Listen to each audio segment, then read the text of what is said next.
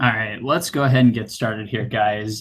Thank you so much for coming and welcome to How to Land Your Dream Job and Salary in Less Than 6 Weeks. My name is Graham Austin, and I'm the founder of Cultivated Culture, which is a site dedicated to helping people find jobs in the crazy competitive job market that we have going on today.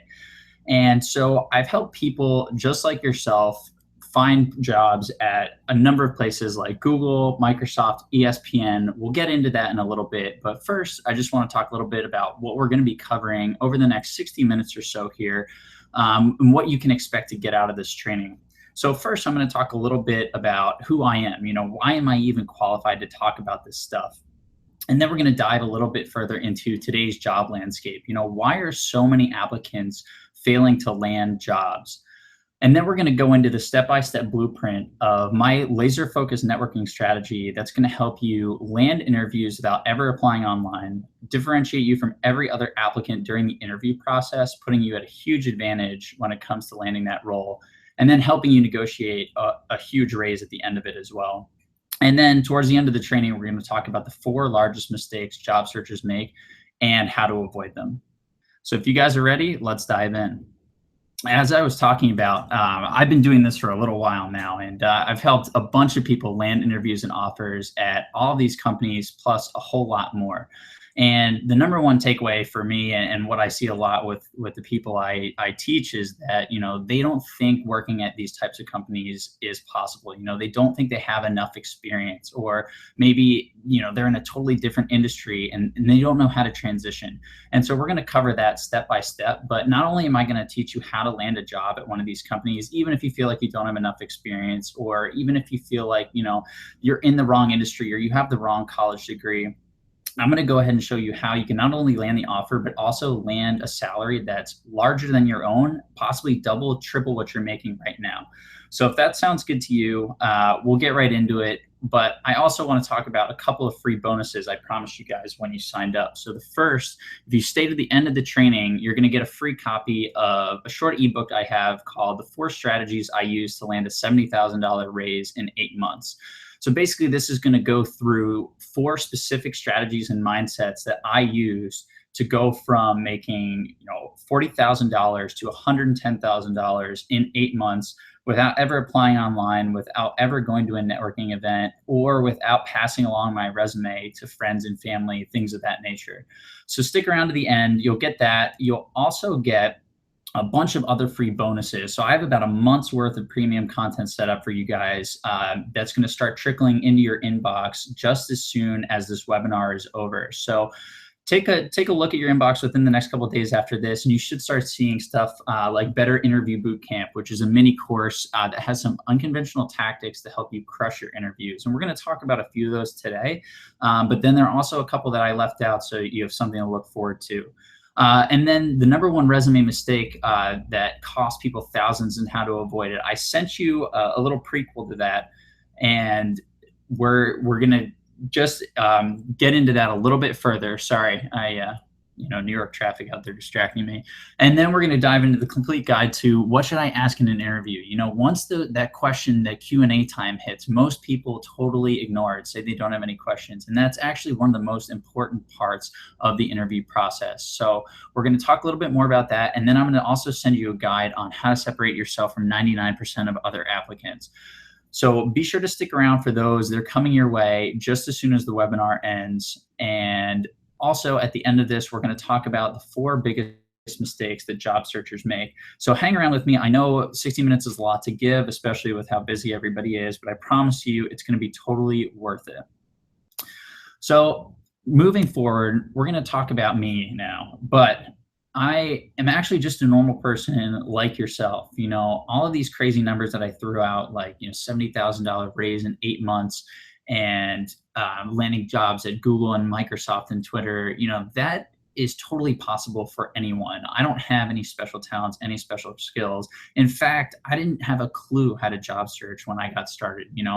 I graduated from college several years ago, and I had absolutely no idea what I wanted to do. I actually just took the first job that landed in my lap. I didn't even go on a single interview, which was a huge mistake. A lot of my friends were studying their butts off for interviews, and they were looking at different companies and negotiating, kind of pivoting one company against the other. And for me, I just accepted what somebody put right in my plate. And so basically, what happened was in 2013, when I started my first job, I could barely pay my bills. I was making far less than anyone in my social circle. I was waking up at 3:30 in the morning and driving 250 miles 6 days out of the week. So I only even had half a weekend after all that. And to top it all off, I was swimming in $10,000 of credit card debt with absolutely no way to pay it off. I wasn't making the kind of money where I could even save, let alone pay off credit card debt. I was totally living paycheck to paycheck. I was even eating ramen noodles for breakfast some weeks. And then to top it all off, my parents had given me a graduation present, which was a brand new car, and they paid for it. I didn't have any payments on it. I just had to carry the insurance. And my boss told me that that type of car wasn't suited for the industry we were in, and he made me actually sell it to buy a truck that I totally could not afford. And that was the point when I knew something had to change. So, I tried everything. I said, I got to get out of here. So I started applying to 10 jobs every day. I passed my resume along to friends and family and other connections, just hoping that somebody had an opening that I could hop into.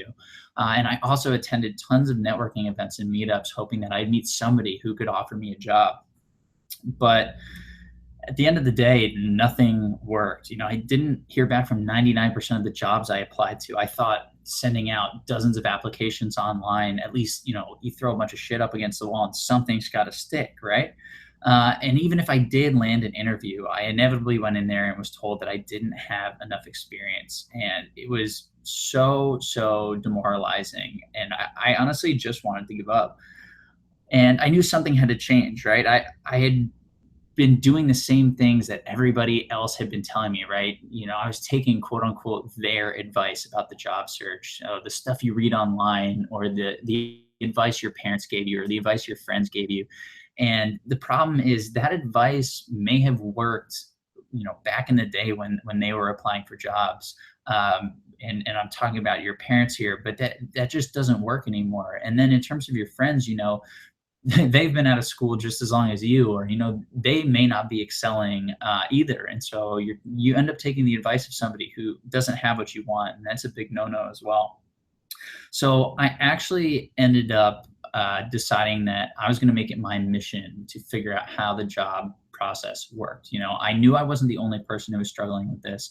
And so I decided to just go on a ton of interviews and hone my skills and figure out, what exactly was it that I needed to land these jobs.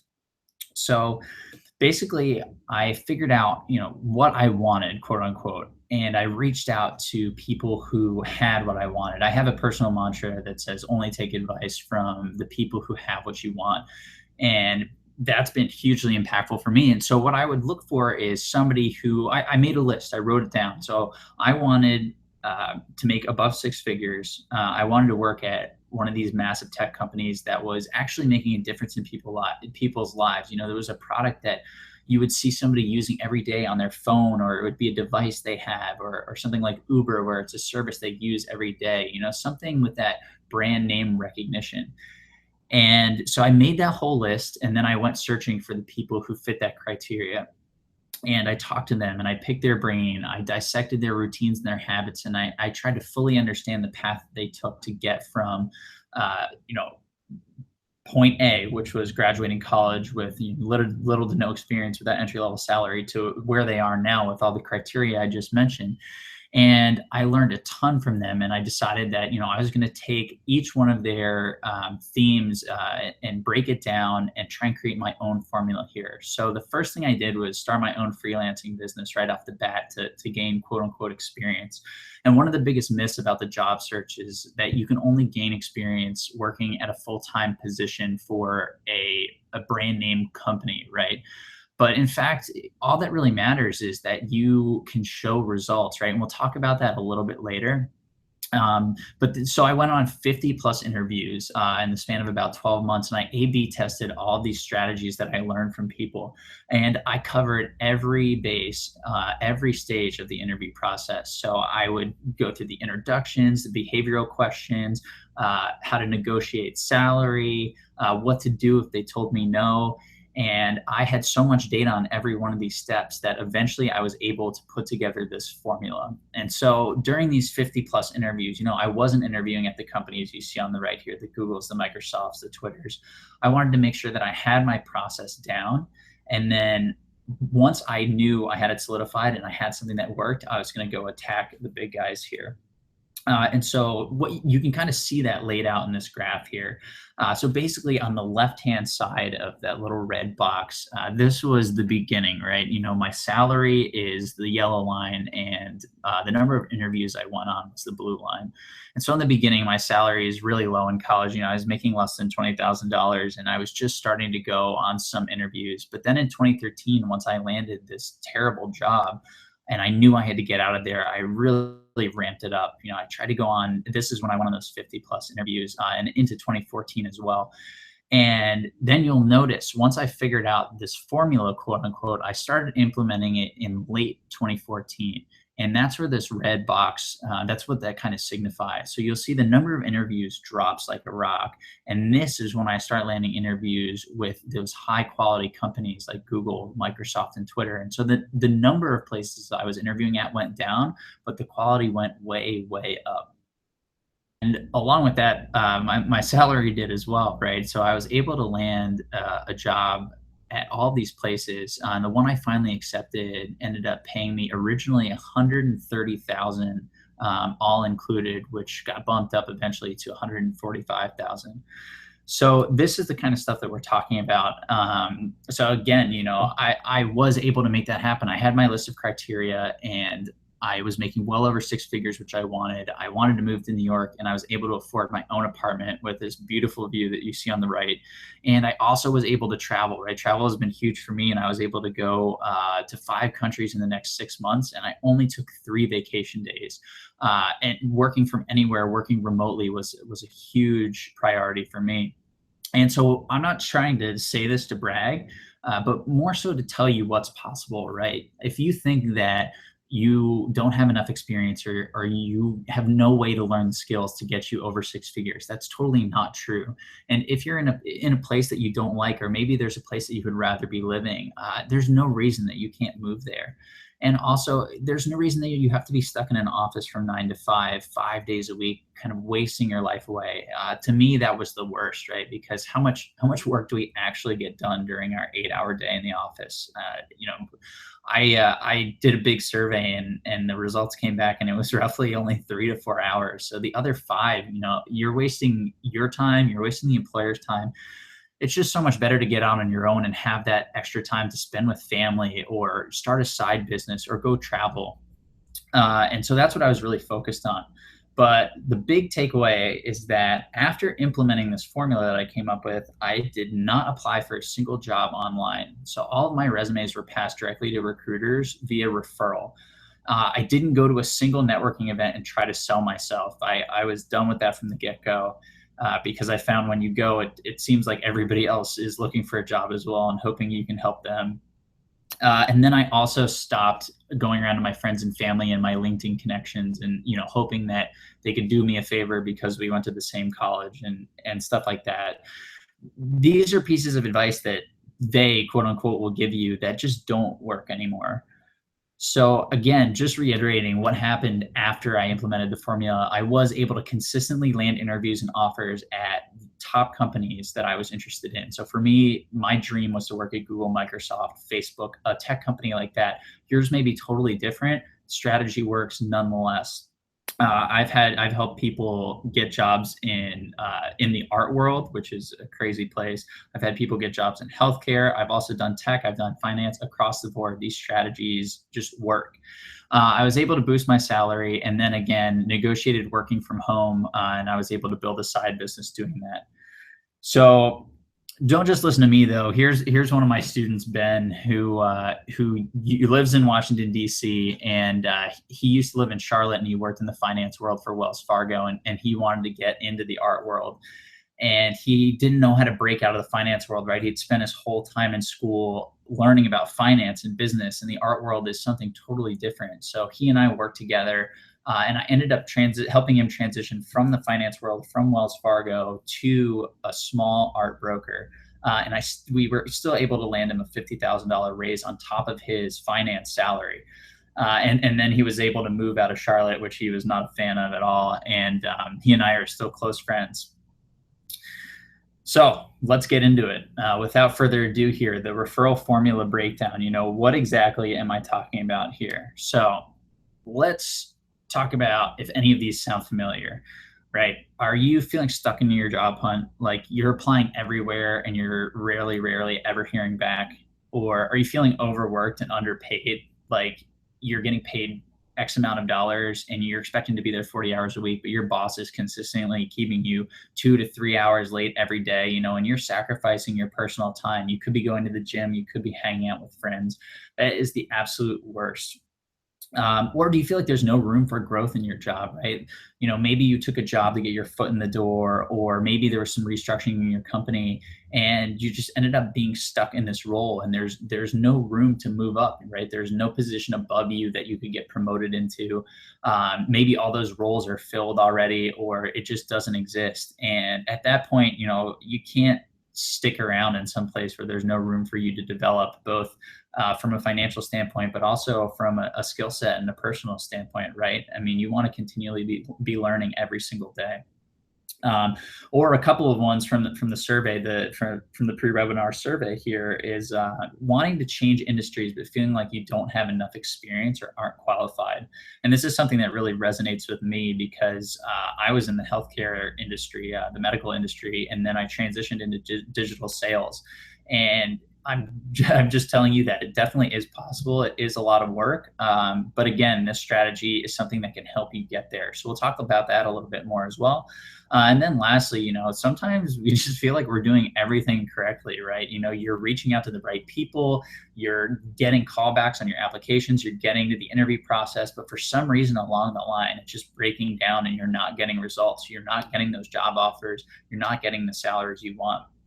And so we're going to address all that. But what it really comes down to is it's not your fault, right? It's actually the process. The way people go about finding jobs these days, it just doesn't work anymore. And the reason is because everybody is following their advice, quote unquote, so your parents or your friends or some internet career site. And that advice just doesn't work anymore. It's outdated. People have been saying the same thing for years. So it starts with, all right, I want to look for my job. Okay, so I'll go apply online. I'll tweak my cover letter. I'll spend hours doing that. I'll spend hours tweaking my resume. I'll apply in the portal. And then I get that, thanks for submitting. And then I just sit there, right? And I cross my fingers and hope they get back to me. And that just doesn't work anymore. And we'll talk a little bit more about why. And I have a couple of stats that may blow your mind a little bit when it comes to that. And it may shed some light on why exactly this doesn't work. But the main takeaway is that if you're doing those things, if you're applying online and crossing your fingers, you're doing the same thing everybody else is doing, which is why it doesn't work. So there's a three steps to this formula. The first is going to talk about getting your foot in the door without applying online or relying on your family and friends. The second is going to cover the interview process. And the third is going to cover the negotiation and hiring process. So just due to the sake of time, we're going to cover the first two in today's training. And then afterwards, if you want to talk about the third one, we can definitely do that offline. I'll give you my email address and we can get connected that way.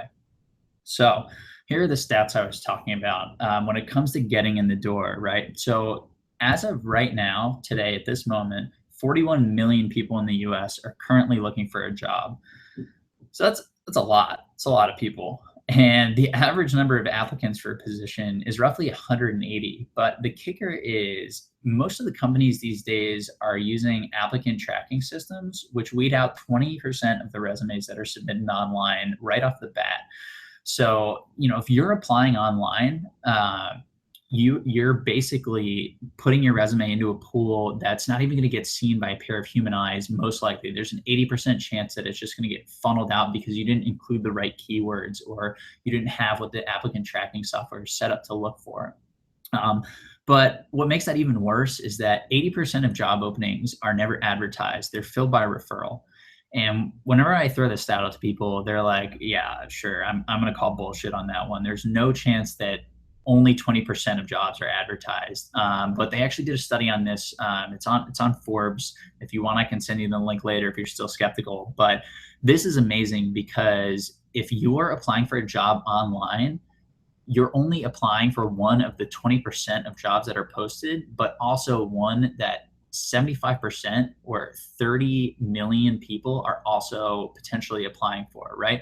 Whereas the other 20% that aren't advertised online only have roughly 10 million people, the other 25% applying for them. And that's why referrals are so important. But it's not only about the competition, which is definitely a huge advantage, but it's also about how companies view referrals as well. So if we look at this quick chart here, referrals only make up 7% of applicants, but they account for 40% of the hires. And if you look, you can see here the applicants by source type. Career sites and job boards make up roughly 75% of the applicants, which is what I was just talking about. But they get blown out of the water when it comes to actually hiring a person. And so we did this extensive study, not we, excuse me, JobVite did this extensive study, and they found that, first of all, referrals are hired 55% faster than anybody applying online. So, when you apply via a career site or a job board and you kind of cross your fingers, if you can get a referral, you totally erase so much of the waiting time there in between interviews. Especially, I find that the longest wait times tend to be after you apply, and then between the phone screen and the first interview there can be a huge amount of lag. And that's what you're seeing with this jump between 29 days for a referral and 55 days for a career site.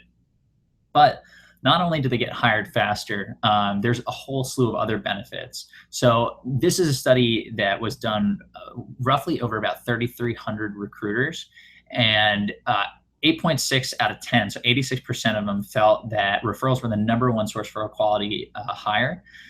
And 70% thought that they fit the company's culture and values better.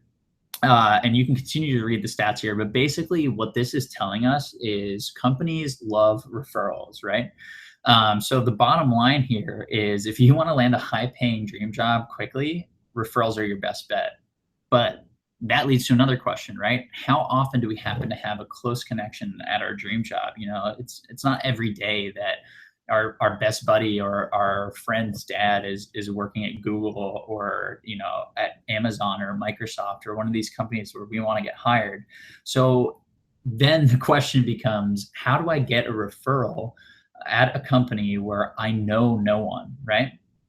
And so that's what we're going to talk about right now. So this is the exact strategy I use to get referrals at companies where I knew absolutely no one. Not one connection on LinkedIn, not one mutual connection, no one. And it's very turnkey. It's very step-by-step. You can follow along, and there will be a replay after this. So if you miss it this time around, I'll try and go slowly if you're taking notes, but don't worry, there will be a replay, so you can always come back and check it out again. So let's dive in. The first step to getting in the door is knowing your role, right? So you want to have an idea around the specific type of role you're looking for, down to the company and title if possible. You want to get specific if you can. Now, I know it's not the simplest thing to always know what you want, right? I know, and I've come to realize that I was lucky understanding that I really wanted to work in account management, in sales for one of these tech companies, but a lot of people don't have that. And I totally get it. So I would just encourage you to dig around through some job descriptions. One of the bonuses I will be sending you is quote unquote how to find your dream job, how to locate it. So it walks through the exact steps you can take to go in and actually identify a role that fits your description of perfect. But for now, I just encourage you to first look up some companies that you think are cool or would be fun to work for, and then go to their career site and just kind of browse through what they have and see what's available. And once you find a role, what you want to do is you want to note the exact title of the role, what vertical it's in, the company that it's for, and then if you are looking for a specific location and don't want to move, or if you do want to move to a specific location, make sure you write that down as well. So basically, in this example, we're going to be looking at Google. So the first thing we have to see is we have to make sure that the role is open, right? It's no good trying to apply for a role that isn't open or unavailable. So we're going to head over to that company's career site and we're going to find that role. And so you'll notice here that we have the account manager, we're in the tech vertical, it's in New York, and it's at Google. So it fits all four of the criteria from our previous slide there. So the next thing we're going to do is fire up LinkedIn. And we're going to create a list of people who currently work on that team. So the way we're going to do that is taking that exact job title. So again, it would be account manager.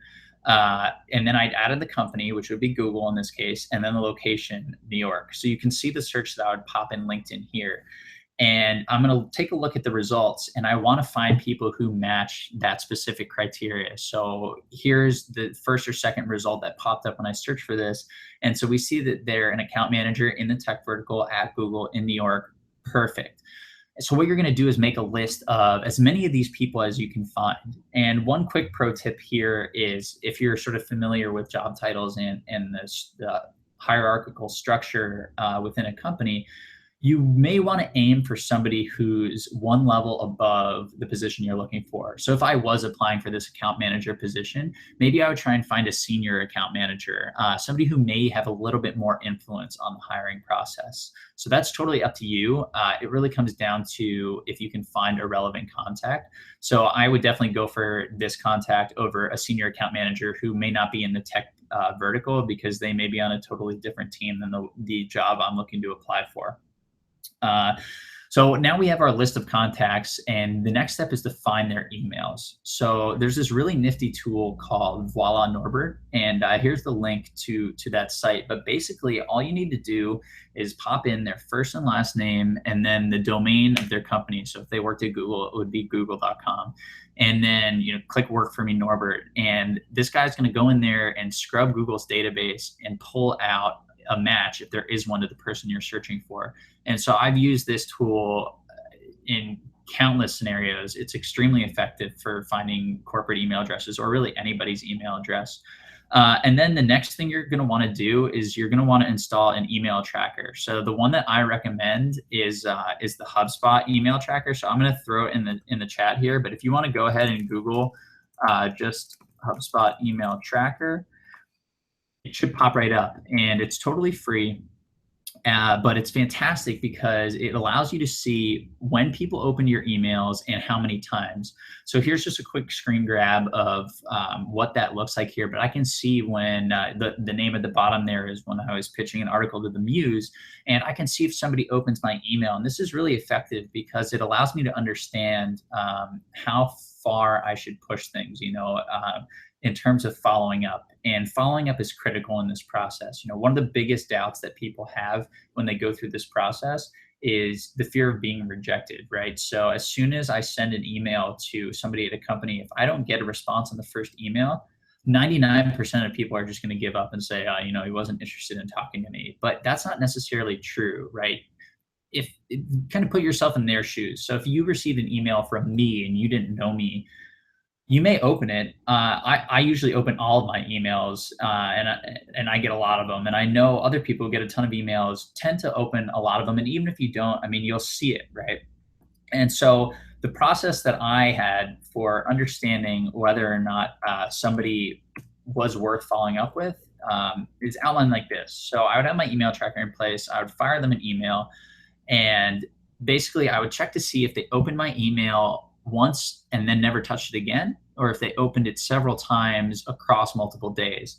So if they did only open it one time and then kind of let it go and I never saw them open it again, I would assume that they're not interested at all, and that's fine. It's time to move on. But if they open my email more than once throughout the day, especially across several days, and it's a little bit creepy, but the email tracker will show you their location too. So you can also see if they open it on their phone at home or on their desktop at work. And if they are opening it multiple times in multiple places, to me, that's an indication that they are interested. They just might be a little bit too busy to reply to you. So to me, that means go ahead and follow up. And in the past, I've had to follow up 8 to 10 times before getting a reply, but I still did end up getting that reply in the end. And that's the crucial factor. So at this point, you're probably wondering, okay, but what do I even say to these people? So here's a quick email script, and feel free to screenshot it or take a second. I'll leave it up here if you want to type it down.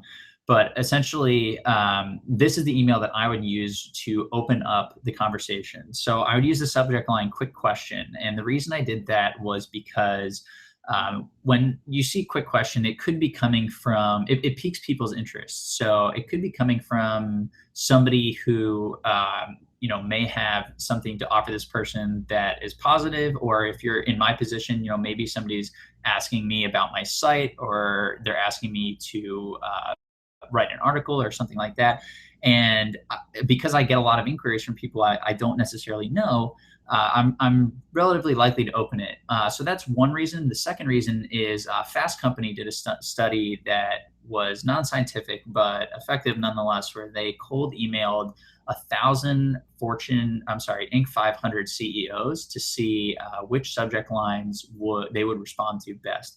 And quick question got a 67% open rate, and it also had the highest response rate of any subject line they used. So I figured if it was good enough for some Inc. 500 executives, it'd be good enough for me. And it actually did work out really well. And then I would just drop in this quick note. So you want to keep it short. You want to open up by stating who you are and give them a little context. Tell them where you work or a little bit about yourself. And then also let them know how you came across their information. And I do like to add a quote unquote apology, a small one at the end here, because I think that helps kind of soften the blow of the cold outreach. And it also helps to let them know where you got the information from. So they're not, people tend to be a little bit sketched out if you just fire them an email and they have no idea where you get their contact info. And then you want to position them as an expert, right? So I'll say I saw that you have extensive experience in Google's technology, B2B vertical. And then you want to talk a little bit about why you're reaching out to them. So I'm very interested in learning more about that space. I'd love to have the opportunity to run some questions by you, tap into any advice you may have, again, positioning them as the expert. And then you want to mention that their time is really valuable, right? You don't require an in-depth response. If they have 5 minutes to chat, that's fine. We'd really appreciate it. And one thing to note here is you do not ever, under any circumstances, want to mention the open role at their company, because I find that for whatever reason, if you bring up the fact that you're job searching, people get for the most part, especially if it's a cold email, people tend to think that you're just asking them for a job and they shut down immediately. So our goal is to position this as somebody who's a professional that's just looking to network with another professional in an industry that they're interested in. So this has been really effective for me. Again, I got about an 80% response rate and a little bit higher on the open rate there, which your email tracker will tell you. And so what you want to do is set up a meeting. It can be a 10-minute phone call. If you're in the same city, in person is definitely the most effective. Offer to maybe buy them coffee, a drink, some lunch, whatever works. And then you want to prepare for the meeting. So our goal is we really have one single goal for this meeting, but like anything else, you don't want to come right out and just bombard them with this one question. So we do have to kind of wrap it around some curiosity. And these questions are also helpful just to get an idea of how the company works and who this person is and build the relationship. So here are 3 questions that I like to include in when I am meeting with this person, be it over the phone or in person. And the first one is, I saw you worked for a previous company. How did you end up going from your initial industry to Google or to the industry you're in now? And this is helpful because it kind of gets them talking about where they're from. And we'll talk a little bit more later about why it's so important to have people talk about themselves or something that they're interested in. It's a little thing called conversation ratio, but we'll get to that a little later in the presentation. So the second question is, you hear a lot about your company, Google in this case, in the news. I'd love to understand more about why you love working there. What's your favorite part? And this is kind of a softball filler question that again gets them talking about a positive thing that they enjoy about their company. And then finally, you can toss in what's one totally unexpected lesson you've learned from working at your company. And I tend to find that this question really sticks with people. Not a lot of folks ask it, and it's outside of the norm of your typical questions that you get asked in these informational or professional meetups or whatever. Most people are asking the top two here or a few other questions, but this is kind of a curveball that will make them pay attention and kind of snap them into focus. And I like to ask this one right before I ask the next question, which is the most important one. And that is, what is the biggest challenge your team is facing right now? And the reason this question is so important, to the point where this is the entire reason that we're having the meeting, it's all about the answer to this question. So you really want to get them to dig deep here. You want to push back. You want to ask a lot of follow-up questions, such as, how did this problem start, this challenge start? What is it limiting? What is it impacting? Have you tried any solutions? And you want to push as far as you can without seeming, I guess, pushy would be the right word, to be a little redundant there. But you ask them this and you try and get them to dig into it. And this is going to open up a door that will allow you to showcase your skills in a way that no other applicant will be able to do without this information. So if their biggest challenge is, we can't generate the types of leads that, like, our leads aren't qualified, or we don't have enough leads, or maybe it's an internal problem, understanding what their team is facing, what that challenge is going to be hugely impactful, and a huge factor in you getting the referral. And so what we're going to do is, once they give us this information, this is the part you really want to focus on. If you only have, if you're like me and you can only, focus on something and retain something for a short period of time, forget all the answers to the other questions. It's all good. You want to focus on the answer to this one. And then over the next 5 to 7 days, you're going to research the hell out of that challenge or that problem. And you're going to tap into all your available resources. So if you have contacts that work in the industry, go to them. If I would dig through the journals and the publications online about the company. Another great resource that I found is Quora. So if you go on there, and a personal example for me is when I was interviewing at Twitter, I used this. This was back when, they still have this issue, but they have trouble monetizing. And so what I did was I built out an entire proposal that highlighted 3 to 4 ways that they could monetize their product that they weren't currently doing. And I went on Quora and I asked this question, and I also searched around, and people are very willing to give answers, and they come from very different backgrounds and perspectives. So chances are you'll get something that you can really run with. There may be some garbage in there, but that's kind of going to be the case anywhere. So I found that Quora has been really effective for brainstorming solutions. But the goal here is to, once you have an idea of what the problem is, the ins and outs of it, is as best you can, obviously without having that insider information, you're going to come back and you're going to craft 2 to 3 solutions for the company that shows how they could potentially fix that, while also highlighting your skill set. So for instance, if you were applying for a job where it was a sales job and their biggest issue was getting qualified leads, in my personal experience, I had my freelance business. I could say, here are 3 ways that I went about finding and qualifying leads that the average company, I haven't seen these done anywhere else. And so feel free to give these a try. And you're going to lay it out. And then what I would always do is, once my proposal was built out, I would just kind of throw it all together, not really worry about formatting. And then I would go hire somebody on Upwork, and they would design the heck out of my proposal. They would make it look beautiful. They would tailor it to the company. And then I would go ahead and send the proposal back to the contact that I had spoken to previously. So I'd use this email, and I would just say, hey, John, thanks again for taking the time to chat last week. I actually spent a lot of time thinking about our conversation, especially the part around the biggest challenge that you guys are having around finding those qualified leads or whatever it may be. So I actually went ahead and pulled together some solutions, which are attached here, that I think could help solve the problem. I'd love to get your thoughts and feedback. So first thing, notice that I, again, did not mention anything about the open role here. We're keeping it on a networking level, me helping you kind of thing. And what I found is 9 times out of 10, depending on how your solutions are positioned and how good they are, uh, this person is going to pass your solutions around to the internal team, and they'll come back and say, wow, we had never thought about this, or this is an interesting approach. Like, who is this person that brought these up? Do we know more about them? Also, we have this open role. Would they be interested in it? And if we think a little bit about why companies hire here, this makes a lot of sense, because the reason they hire is to fix any initial problems so that they can bring in as much revenue as possible. So if you come to the table with a solution to how to fix their problem before you've even been offered a job or before you've even interviewed, you're way ahead of anybody else who's walking in the door and trying to prove out value from the get-go. So that's why this is extremely powerful. And so if you're worried about reaching out or cold calling strangers and having those conversations, I totally understand, but don't be, because the worst thing that they can say is no. But the best thing that can happen is they take your resume and they pass it right through to the team, and you just bypass that whole online application process, that black hole where 80% of the resumes are just being sucked out the window.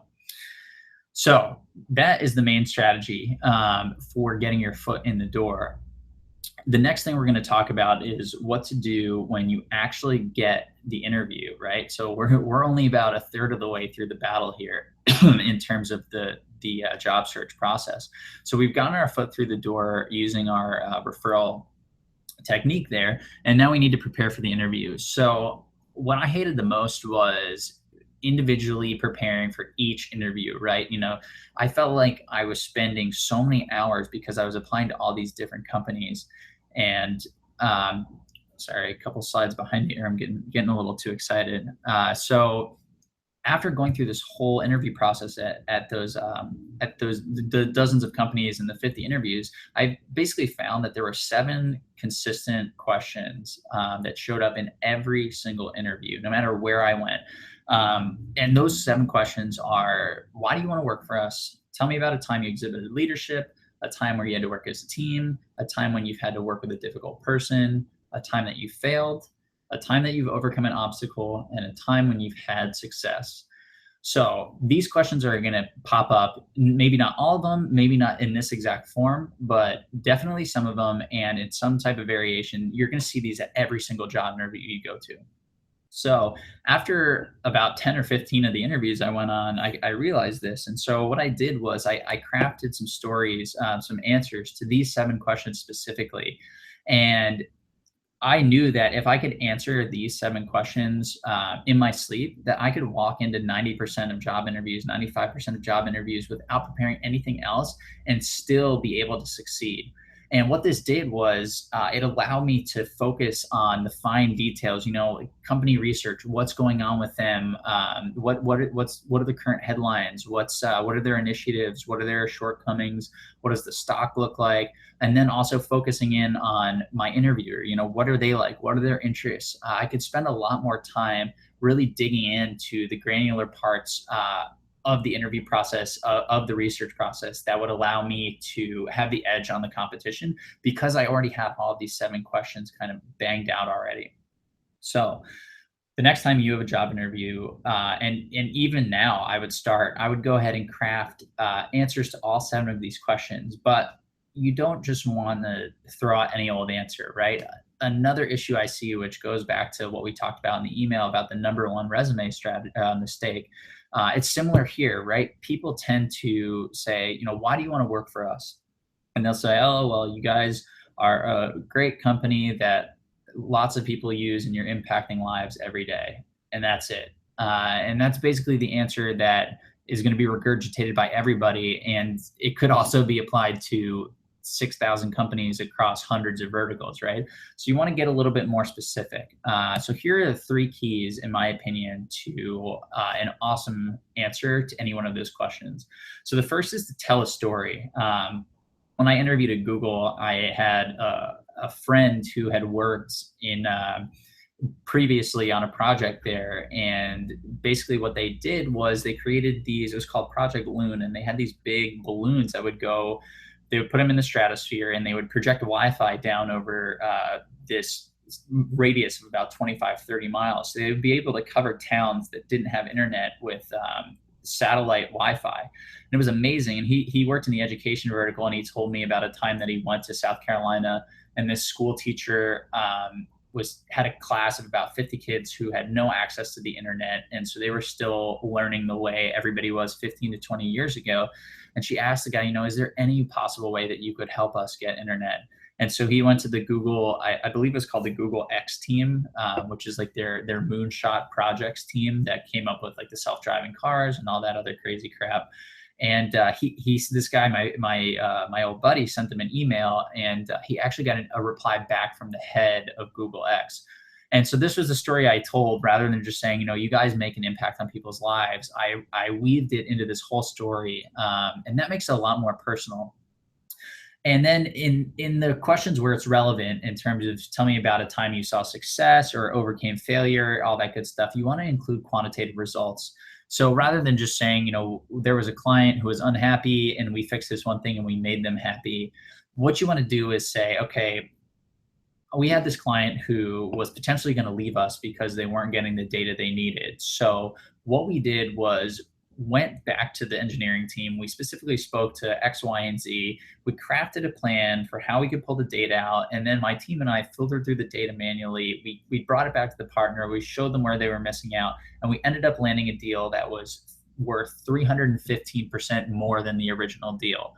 And the reason this is great is because, one, we're telling a story, but we're also including quantitative results. So we're basically saying, through my own actions, I was able to solve this problem and then turn it into a 315% increase in revenue for the company. And 90% of people do not do this in interviews, on their resume, at any point throughout the job search process. And it's a huge mistake. So if you have the opportunity to include quantitative results, absolutely, absolutely do that.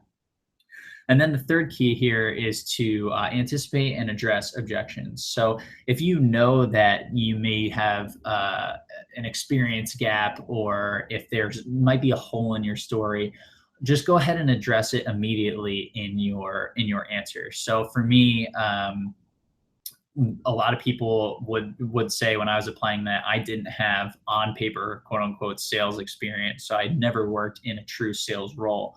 But in reality, when I started my freelance business, I did a ton of cold outreach, prospecting, created a pipeline of leads, and went through the whole process of prospecting to closing the actual deal. And so I would address that, when people would ask me about my sales process or all this stuff, I would say, listen, I know I don't have a lot of on-paper experience, but I was running my entire funnel, and I was able to generate, 10 clients who paid me $3,000 a month. And then I used that strategy in my previous role to help us upsell this deal by 315%. And so you handle the objection, you include the quantitative results, and you tell the story. So those are the three keys to a great answer for those previous 7 questions. And if you have answers that include all 3 of those points for the 7 questions, you will be able to walk into almost any interview and succeed regardless of preparation. Now, I don't want you to think that you shouldn't continue to prepare, but the reason I'm saying this is because I'm all about optimization and figuring out how to get the most from the least input. And so if I could prepare questions and spend 2 weeks just implanting them in my brain so I could say them in my sleep, I knew that if I had an interview pop up, how many times has somebody told you to hop on the phone 3 hours from now, or come into their office tomorrow, or something like that? I mean, the job search and the interviews, the scheduling is totally out of your control. So you have to be ready at a moment's notice. And so if I was called up right now and said, hey, you have to be in at 9 tomorrow morning, I could spend the next 2 hours before bed and then 2 hours before the interview researching the company and researching the interviewer, knowing that I had these core answers already taken care of. And that's why this is so important. So that's the basic thing, right? We all know we have to prepare for an interview and go through our answers and all that good stuff. So let's talk about something that's a little bit more unconventional. So we're going to go into, quote unquote, hacking your interviewer's brain using psychology. So there's 2 ways that people approach an interview. 95% of people use the passive approach. And that's when they walk into the interview room, they shake the guy's girl's hand, they sit down, and they wait for the interviewer to ask them a question. And then that continues for the whole interview, that the interviewer asks, they answer, they're quiet. Interviewer asks, they answer, rinse and repeat.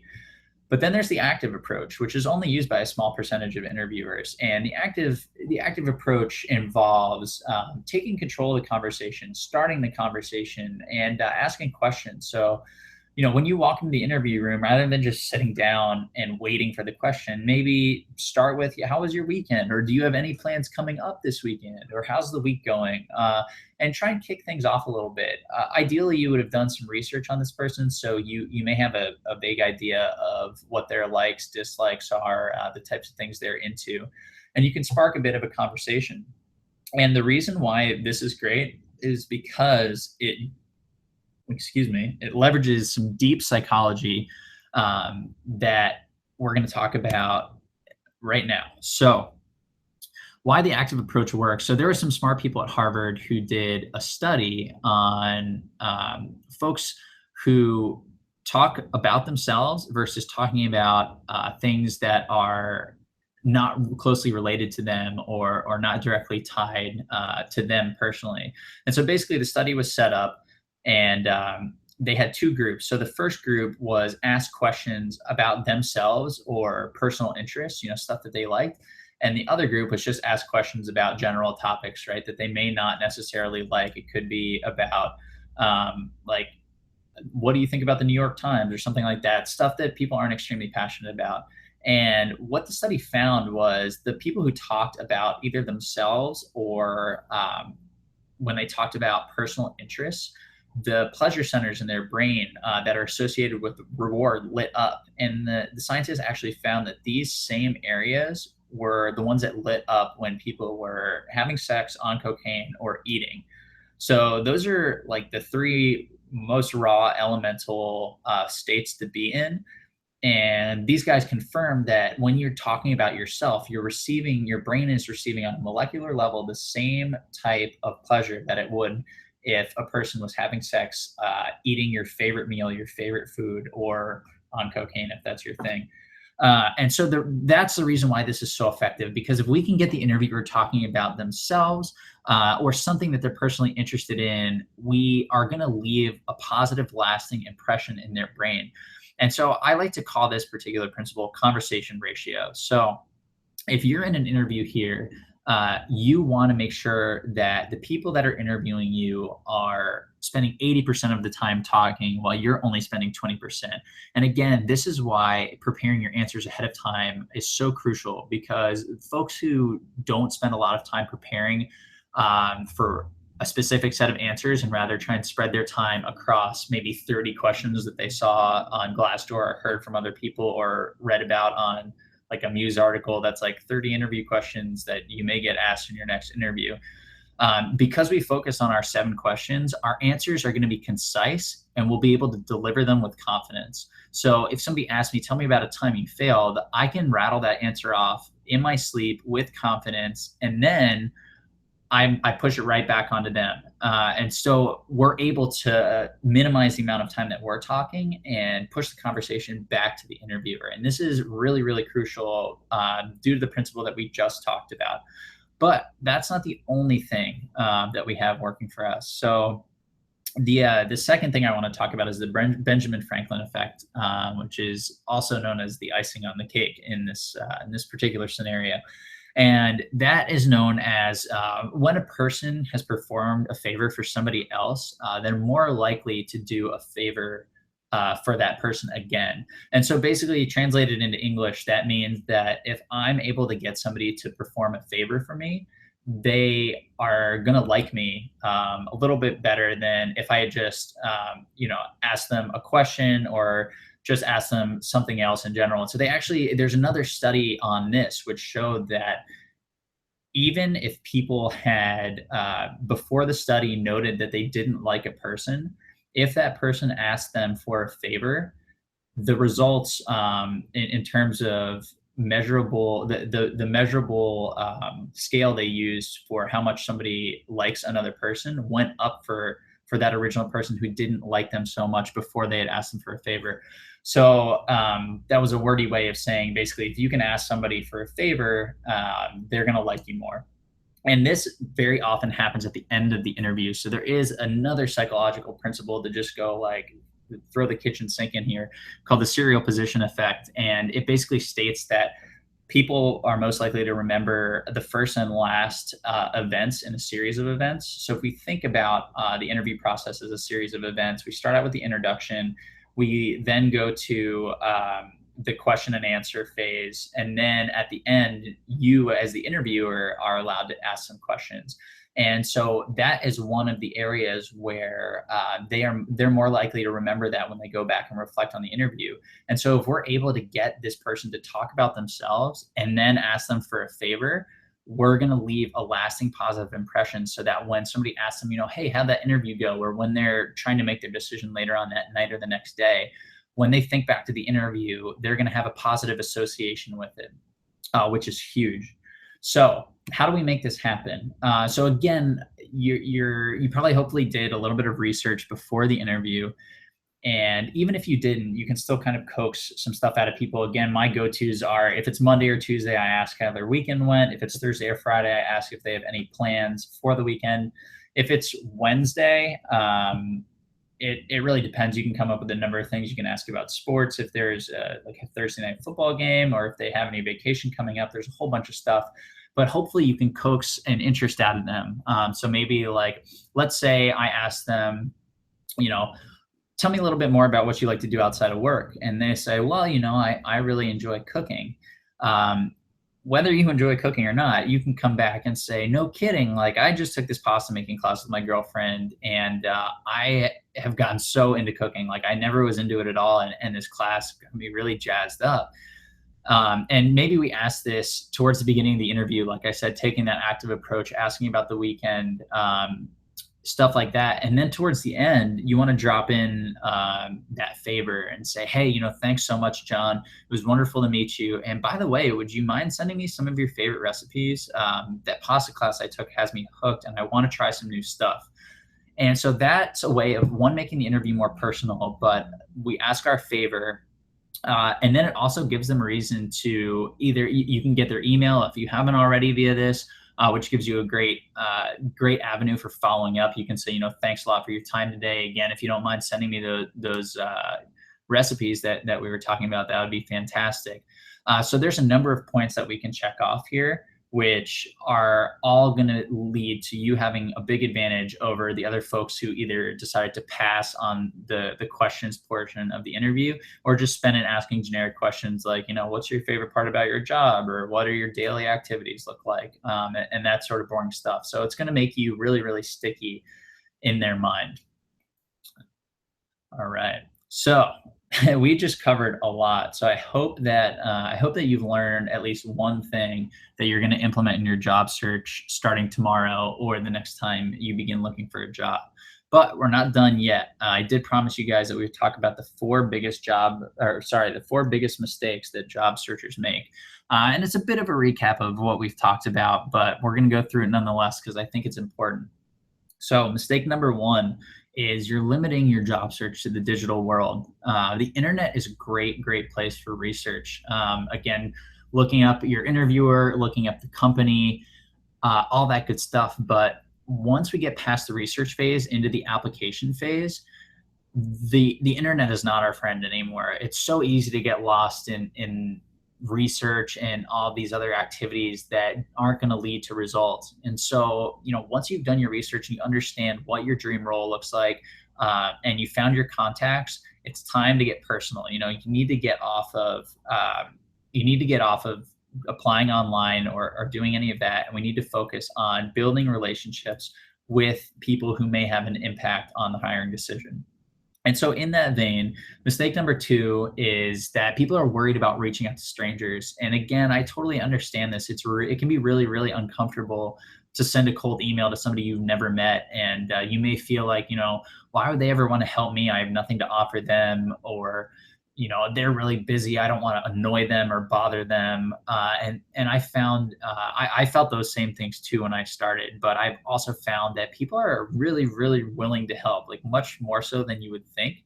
So you just need to start sending the emails, right?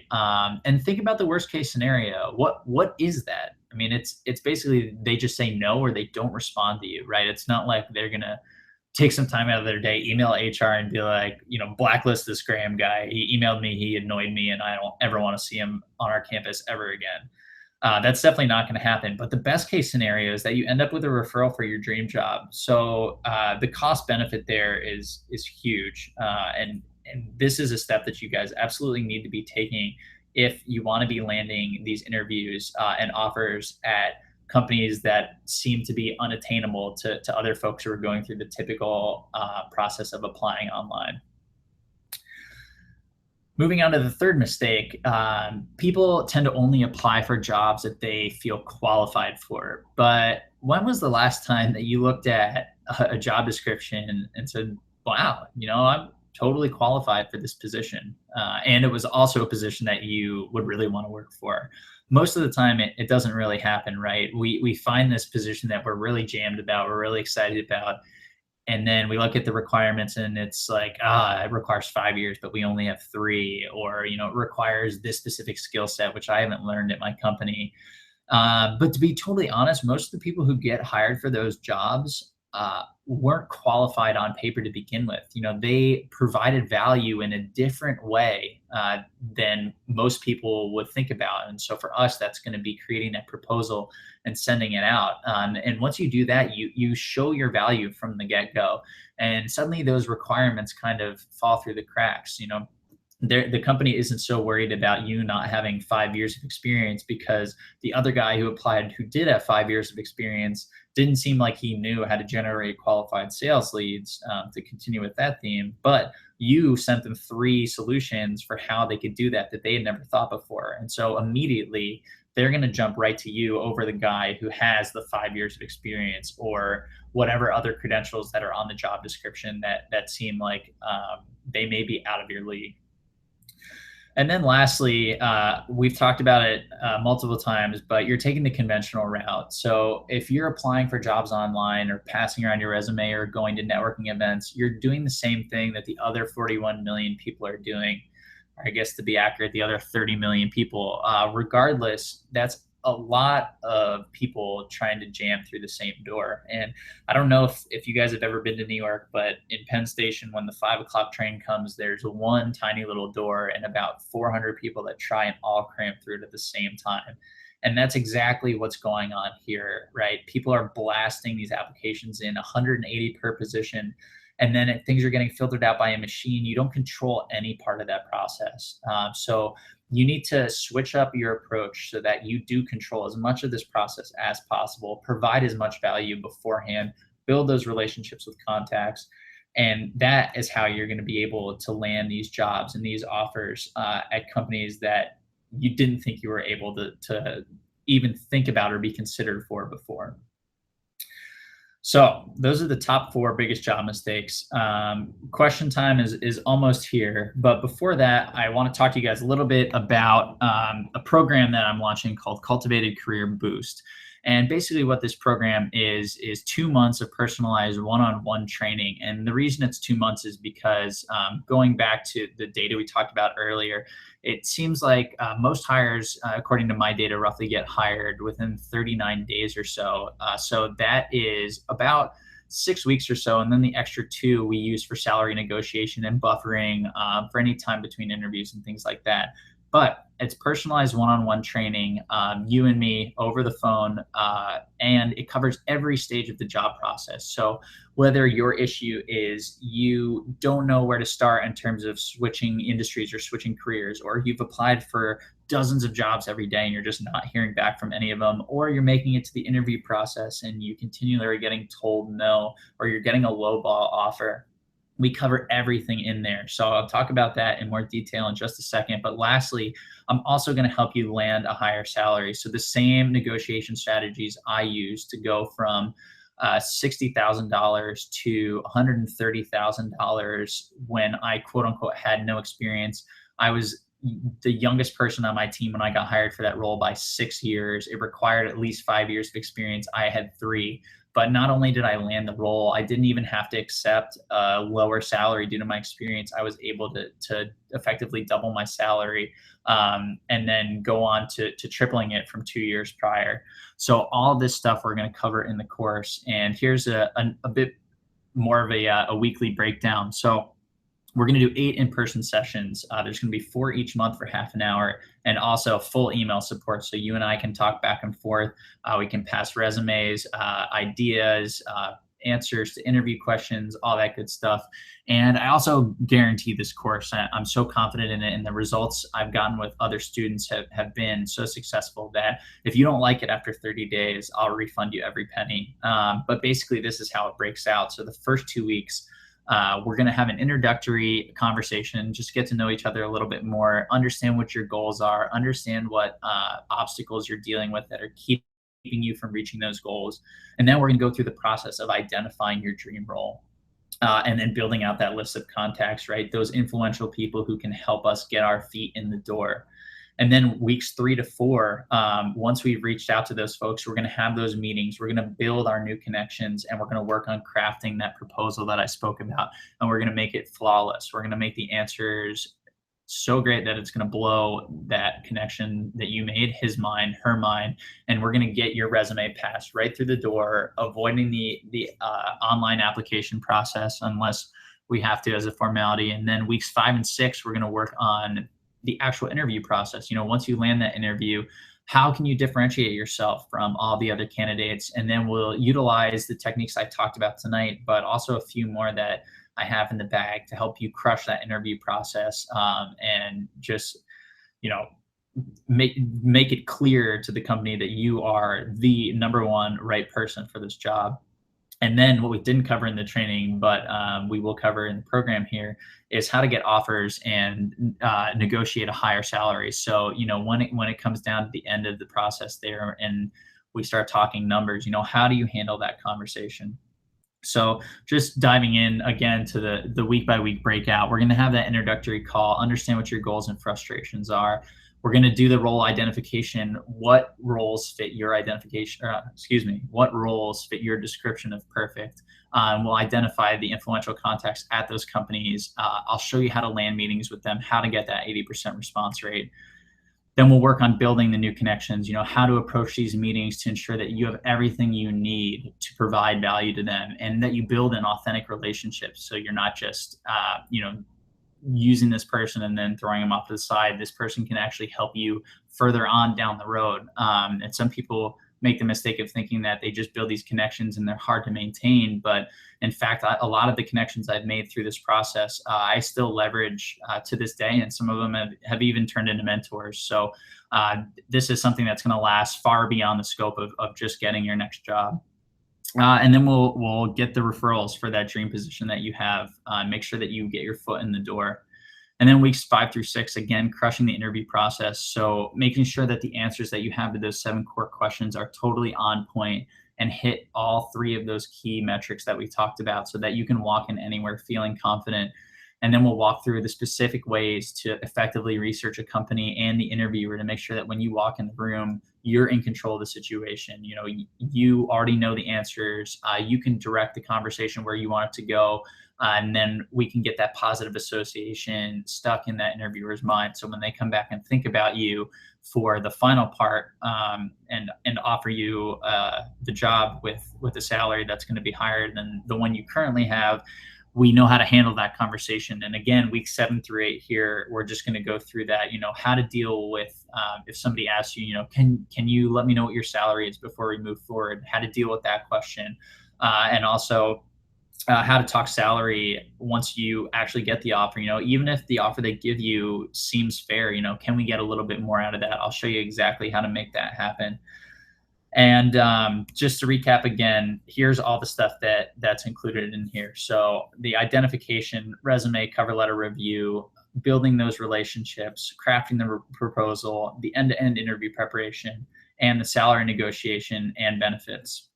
So Signups are only available for the next 48 hours, and there's only 10 spots available in the course. This is mostly because I want to make sure that I have enough uh, attention and time to dedicate completely to all of the people in this course so that they're getting the highest quality of mentorship from me rather than stretching myself too thin. So I'm going to post an offer right here. You can see it in the window. And so we have a couple of options. There is the one-time payment of $6.99, or there's a monthly plan. There's a 6-month payment plan of $125 a month. So this offer is out here. And then I'm also going to quickly post links to both of these products. So if you want to go ahead and sign up, you absolutely can. And if you want to think about it, that's totally fine too. These are going to be open for the next 48 hours, like I said. So if you want to take some time to think about it, mull it over, you can absolutely do that. And if you think it's the right decision for you, feel free to sign up. But one thing I do want to touch on is the fact that there's a 100% money back guarantee. So we're going to go through this whole process, and if after 30 days you're not happy with the direction we're going in or the results you're getting or anything like that, I'll refund you every single penny. So really what it comes down to is, if I told you that you spent $10, and you can make at least 100 back, or I would refund you your $10. Would you do it if you were a betting person? I personally would, but that's what we're looking at here. Basically, if you sign up for the program, the salaries that I've been able to help other people get, as low as $10,000 increase, and as high as, for me personally, 70 for some of my students, some of my clients, $50 to $60,000 raises.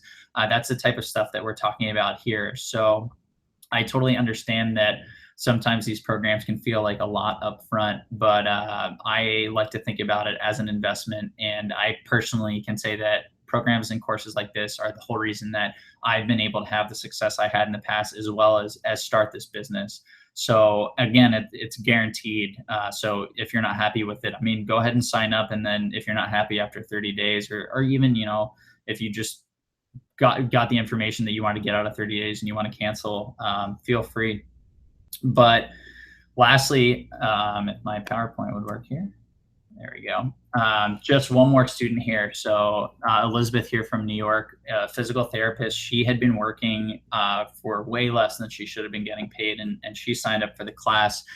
And it took us less than 2 months again. And after that 2 months, she was able to land a salary that was 400% larger than what she was making the year before. And it totally changed her life. And again, she and I are still good friends through this program. So again, you'll if nothing else, you'll have the relationship with me. So there are only 10 spots available, and signups are open until 8 p.m. Eastern on Thursday. So that's 48 hours from now. So I will send you a couple email reminders, and I will also send you a replay link so you can go through this whole training again. If there's anything that you feel like you missed or you want to hear again, that's going to come out shortly after this webinar in about 45 minutes here. So keep an eye out for that. But we're going to move into questions. So if you guys do have any questions, feel free to post them in the chat box, and I am happy to answer here. If you guys have trouble finding the chat box, I don't know if there's a way to let me know, but there should be a little window that says chat in the upper left-hand corner. So feel free to pop a question in, and I'll just give it a couple seconds here, and also throw up my contact information for you guys so you have that available. So any questions? Anyone? Bueller? No? All right. Well, thanks a lot for coming, guys. It was great having everybody here. And feel free to hit me up. My email is graham@cultivatedculture.com if you have any questions at all. And again, I hope that you learned something today that you're going to take and use in your job search moving forward. And I truly, truly hope that it ends up helping you land your dream job or a higher salary. But beyond that, everybody have a great evening. Take care.